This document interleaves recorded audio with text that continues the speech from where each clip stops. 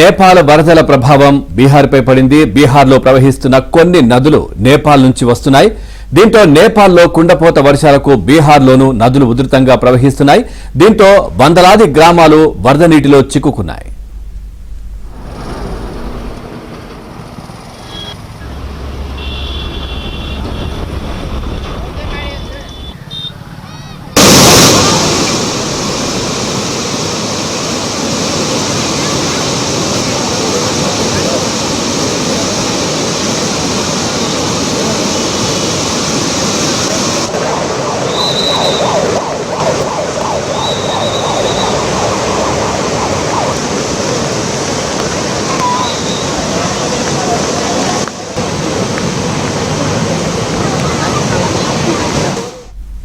కోసి, కమల, గండక్, భానుమతి నదులు ఉప్పొంగి ప్రవహిస్తున్నాయి. పలుచోట్ల లీకేజీలు ఏర్పడి భారీగా వరద నీరు సమీప గ్రామాల్లోకి చేరుతుంది.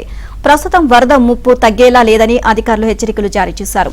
ఆ నదులకు ఆకస్మిక వరదలు రావడంతో బీహార్లోని పలు ప్రాంతాలను అధికారులు అలర్ట్ చేశారు.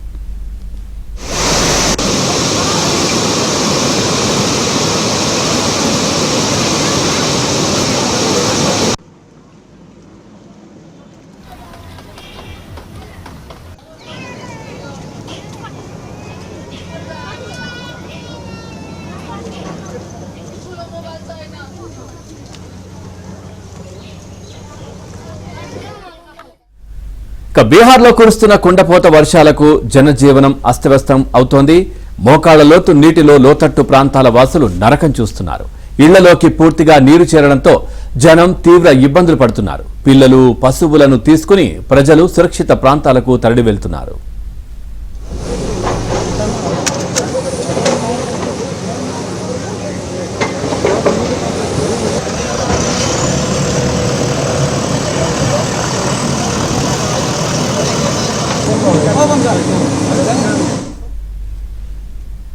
బీహార్లోని నదీ పరివాహక ప్రాంతాలు జల దిగ్బంధనంలో చిక్కుకున్నాయి. లోతట్టు ప్రాంతాల్లో నీరు నిలిచిపోవడంతో ప్రజా రవాణాకు అంతరాయం కలిగింది. పలు ప్రాంతాల్లో విద్యుత్ సరఫరా నిలిచిపోయింది. వర్షం నీటితో వీధులు, చెరువులను తలపిస్తున్నాయి. ఇక ఓవరాల్ గా ఇదే అంశానికి సంబంధించి మరింత సమాచారాన్ని మా ఢిల్లీ బ్యూరో కరెస్పాండెంట్ సతీష్ అడిగి తెలుసుకుందాం. సతీష్, బీహార్ లో వరదల బీభత్సం ఏ విధంగా ఉంది?